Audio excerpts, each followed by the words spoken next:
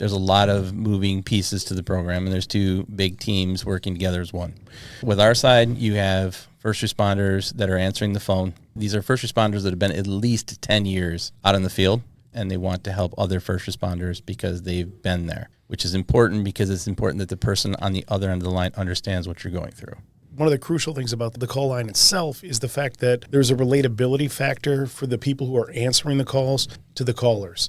It may not necessarily be relatability of like a husband or a spouse or a wife, but they may be able to at least relate to the job that the person is doing that they're speaking of. We go through extensive amounts of training that myself and Jim are always revamping and always revising with research, with whatever else we can, new data that comes available.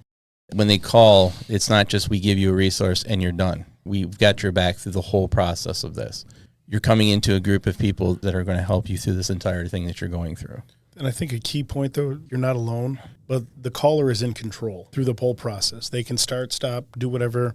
They're not alone, but they're in control at the same time. While we're on it, talk about the confidentiality of the line. We make sure when we started this program, we wanted to make sure that your anonymity was protected from start to finish. The state of Michigan themselves can't even see who's calling these lines. None of your information goes anywhere. Nobody will be able to find out who you called. It will not be reported to anybody. And like Ryan stated, you are in control. A lot of people have that misconception that when they call something like this, that they start a process and that process just goes and they're not in control anymore. You are in control from the start of the phone call to the end of the phone call through the entirety of this process. What are some of the situations or concerns that really lead people to call the call line? I think the most important thing to understand is, whatever issue that you've got is your issue. That's what you need to call for. Nobody's judging you on why you called. Nothing is too small. So whatever you need at that time in your life, whether it's just somebody to listen because nobody listens or you don't have anybody to talk to. You've got some stuff that you're afraid to share with your friends because you're going through something right now. Maybe you just had a bad night. Maybe you're having struggles at home or financial issues or finding daycare or just want somebody to listen and not judge and understand what you're going through. There is no small reason to call. You can call for whatever you need. And like we stated before, your family can call because sometimes the first responder is going through something and they don't know. You don't even realize it.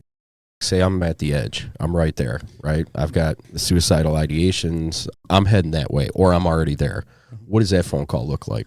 It's a tough one because I don't think any two are going to be the same, but I think that you're going to have to start with realizing how close they are to it, how their intentions are. What is their time frames? What are some buffers for them? Kids and family can be one. It could be a dog. Well, the key is going to figure out where they are in the process, how close they are to the process. And what I mean by that is like time frame. Like, first responder, there's a good chance there's a firearm. And unfortunately, one of the sad things is that there's also often a lot of prescription drugs available as well. And in this day and age, though, it is acceptable to drink excessively socially. And you mix that in with suicidal ideations, as you said, along with benzodiazepine or, opiate medication for pain and a firearm. We have a bad mix. But I think the call's going to ultimately break down to where they're at in the process, how close they are to it. And I don't want to say how serious, but what's the timeline like for them? Is it, well, I'm not going to do this because my wife's home or my spouse is there or my father's in town.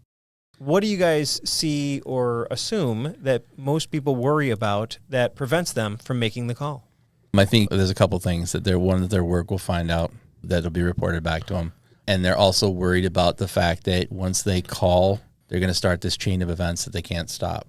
I think one of the big ones is just the stigma to admit that, hey, something's not right. I might not be 100% in control of what's going on with me.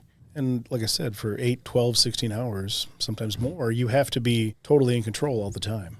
To call to a potential crisis line or something of that nature is, coming out of the comfort zone.